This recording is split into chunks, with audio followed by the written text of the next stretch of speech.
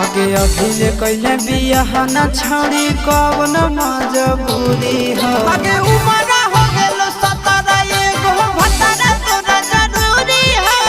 उमरा हो गेलो 17 एगो भतारा तोरा जरूरी हो। कौन गेलै मम्मी के तना छोड़ी जे तोरा घूरी हो। आगे बन गेलै मम्मी कतना छोड़ी जे तोरा घूरी हो। उमरा हो गेलो 17